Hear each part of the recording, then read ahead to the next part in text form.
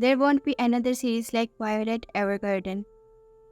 एक ऐसा एनिमे जिसको देखकर आप शॉक में चले जाओगे because of its unique plot, unique characters and specially animation. एक ऐसा एनिमे जिसको एक बड़ा बंदा देख के भी रो बैठे। एक ऐसा एनिमे जिसके बारे में लोग बात ही नहीं करते because it's so fucking underrated. और एक ऐसा एनिमे जिसको देखकर आप अपने आप से क्वेश्चन करोगे मैंने क्या देख लिया और क्यों देख लिया। एक ऐसा एनिमे कुछ ज्यादा ही हो गया। वायलेट एवरगार्डन हमारी फीमेल मेन कैरेक्टर है जिसकी ना कोई फीलिंग थी और ना ही उसका कोई अपना बिकॉज उसको बचपन से ही एज अ टूल यूज किया जाता था वॉर में, क्योंकि वो एक सोल्जर थी और उसके कोई जीने का मकसद नहीं था, ना ही कोई फीलिंग्स थी। एंटी शिमर समर स्पेशल जिसका नाम था गिलबर्ट, और जो गिलबर्ट था वो वायलेट एवरगार्डन का मेजर था और वायलेट एवरगार्डन के पास सिवाय गिलबर्ट ये और कुछ नहीं था।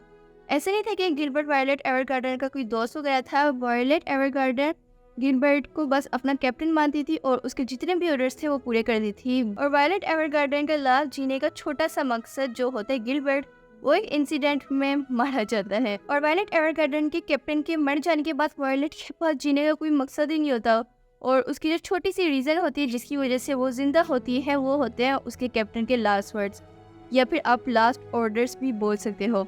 और वो ऑर्डर्स थे आइश्तेरू। आइश्तेरू मीन्स आई लव यू। और इसी के साथ हमारा जो एंड में है वायलेट एवरगार्डन वो स्टार्ट होता है एक सिंपल बट मीनिंगफुल स्टोरी के साथ।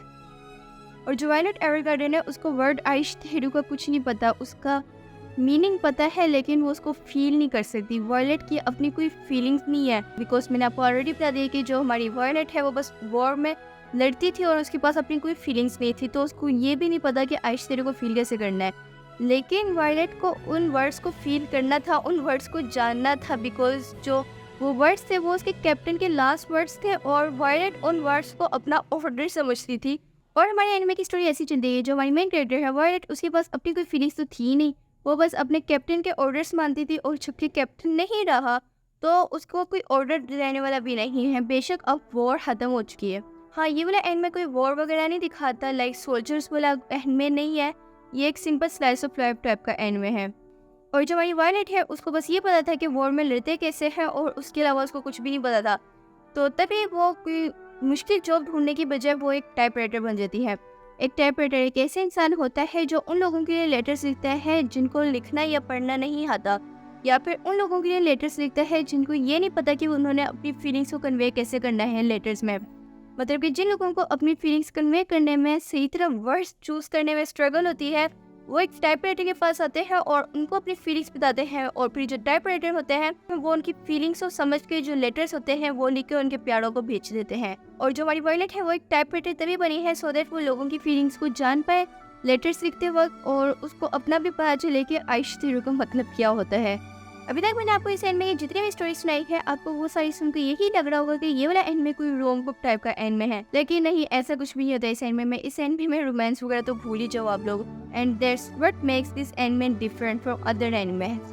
लेकिन वायलेट को तो आई लव यू का मीनिंग जाना है ना, तो फिर ये वाला एनिमे डेफिनेटली एक रोम बुक टाइप का एनिमे होगा, तो मैं अपने माइंड पीस के लिए ये वाला एनिमे देखने जा रही हूँ। और अगर आप भी ऐसी कुछ सोचते हो इस एनिमे के बारे में और अपने माइंड पीस के लिए ये वाला एनिमे देखने जा रहे हो डिप्रेशन के बाद अपनी डिप्रेशन दूर करने, तो फिर ऐसा बिल्कुल भी मत करना। ये वाला एनिमे बिल्कुल भी माइंड पीस और क्यूट टाइप का एनिमे नहीं है।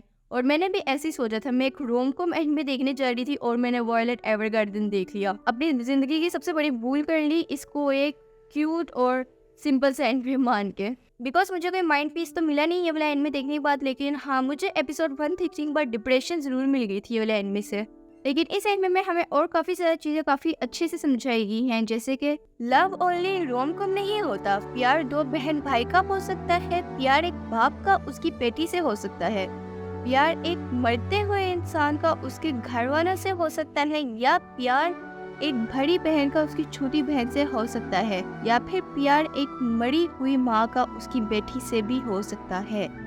And this anime conveys this message very beautifully. Well, मैंने आपको इस एनिमे का काफ़ी ज़्यादा मेन प्लॉट बता दिया है और कोई स्पॉयलर्स ना देने की पूरी कोशिश की है, लेकिन मैं आपको एक और बात बता दूं कि ये वाला एनिमे है, इसकी जो एनिमे सीक्वेंस है उसको आपको लाजमी ध्यान से देखना पड़ेगा। वही कुछ एनिमे ऐसे होते हैं कि जिनकी अगर आप मूवीज़ वगैरह या फिर एक्स्ट्रा एपिसोड या स्पेशल एपिसोड्स ना भी देखो तो फिर उसकी जो मेन स्टोरी हो उस पर कोई फ़र्क नहीं पड़ता। लेकिन कुछ एनिमे ऐसे होते हैं जिनकी एक्स्ट्रा और स्पेशल एपिसोड्स या फिर मूवीज मस्ट वॉच होती हैं। और वायलेट एवरगार्डन भी उन्हीं कुछ एनिमेस में से है जिसकी मूवीज और एक्स्ट्रा एपिसोड्स आपको सीक्वेंस में लाजमी देखनी चाहिए, वरना आपकी पूरी स्टोरी का मजा खराब हो सकता है। वायलेट एवरगार्डन का सबसे पहले आपने पूरा सीजन देखना है, एपिसोड 1 to 13, और फिर उसके बाद आपको वायलेट एवरगार्डन का OVA जो स्पेशल एपिसोड है वो लाजमी देखनी है। एंड देन आपको वायलेट एवरगार्डन की वाली मूवी लाजमी देखनी है, Violet Evergarden the eternity and the auto memory doll. And last में आपने वायलेट एवरगार्डन द मूवी देखनी है। और मैं आपको ये अगेन बता देती हूँ कि जो वायलेट एवरगार्डन है उसकी दोनों मूवीज मस्ट वॉच है। अगर आपने वो दोनों मूवीज नहीं देखी तो फिर ऐसा होगा कि आपने सीजन 1 देखा है और सीजन 2 एंड में का स्किप कर दिया है। सीजन 2 आप वायलेट एवरगार्डन का इन 2 मूवीज में देख सकते हो, और ये वाले दोनों मूवीज मस्ट वॉच है। और अगर आपने वायलेट एवरगार्डन की बस एपिसोड देखी और ये वाली मूवी नहीं देखी तो फिर आपने पूरा एंड में ही स्किप कर दिया है। तो फिर ये वाली दोनों मूवीज आपने वायलेट एवरगार्डन की लाजमी देखनी है। और जिस तरह हर एक चीज़ की एक गुड साइड होती है उसी तरह हर एक चीज़ की बैड साइड भी होती है। एक एंड में अगर अच्छा है तो फिर उसकी बैड साइड्स लाजमी होंगी, और जो वायलेट एवरगार्डन है उसकी जो बैड साइड है उसमें जो कुछ चीज़ें आती है वो है इसकी बैड साइड भूल जो मैंने जो भी बोला। वायलेट एवरगार्डन की कोई बैड साइड नहीं है। और जो वायलेट एवरगार्डन है वो एंड में इतना ज़्यादा अच्छा तभी है बिकॉज इसमें जो करेक्टर बिल्डिंग है वो बहुत ज़्यादा कमाल की है। लाइक काफ़ी ज़्यादा स्मूथ है, ना ही काफ़ी ज़्यादा फास्ट है, ना ही काफ़ी ज़्यादा स्लो हमें फील होती है। ये एंड में बिल्कुल परफेक्ट है और इसकी जो करेक्टर बिल्डिंग है वो भी बिल्कुल परफेक्ट है। But at the same time this and में विल मेक यू ट्रॉमाटाइज्ड। मतलब कि इस एंड में के एंड में हमें कोई डेथ वगैरह उस तरह नहीं दिखाई गई कि हमारा जो मेन करेक्टर है वो मर गया, अब क्या होगा, वो सारे रो रहे हैं और आप डिप्रेस्ड हो गए हो। नहीं, ऐसा कुछ भी नहीं होता। इस एंड में की जो एपिसोड 1 है उसके बाद ही आप डिप्रेस होना स्टार्ट हो जाओगे। और ऐसा नहीं आप इस रीज़न की वजह से ये वाला एंड में स्किप कर दो, ऐसा बिल्कुल भी मत करना। ये वाला एंड में आपने पूरा देखना है बिकॉज मैंने इसके ऊपर पूरी वीडियो बनाई है रिव्यू करने के लिए, सो दैट आप ये वाला एंड में देखो। और अगर आपने ये वाला एंड में ऑलरेडी देखा हुआ है then you are my best friend. कुछ ज़्यादा ही हो गया। और इस एंड में हमारे मेन कैरेक्टर के साथ साथ जितने भी साइड कैरेक्टर्स है उनकी भी जो स्टोरी है वो काफ़ी ज़्यादा कमाल की है। लाइक व्हेन रिटर्न एंड में है, इसकी हर एक एपिसोड में आपको एक न्यू चीज़ दिखाई देगी और एक न्यू स्टोरी होगी हर एक एपिसोड में। मतलब ये सोचो, एक ऐसी लड़की जिसके पास अपनी कोई फीलिंग्स नहीं है लेकिन वो एक डेड पर्सन के लिए अपनी फीलिंग्स ढूंढने निकली है लेटर्स के ज़रिए। और ये वाली स्टोरी काफ़ी ज़्यादा यूनिक है जो आपको और किसी एनिमे में नहीं दिखाई देगी। जैसे मैं आपको वीडियो के स्टार्टिंग में बोला था कि there won't be another anime like Violet Evergarden. और एक और रीज़न जिस वजह से ये वाला एनिमे काफ़ी ज़्यादा फेमस है और काफ़ी ज़्यादा जाना चाहते हैं वो है इस एनिमे की मूवी लाइक एनिमेशन।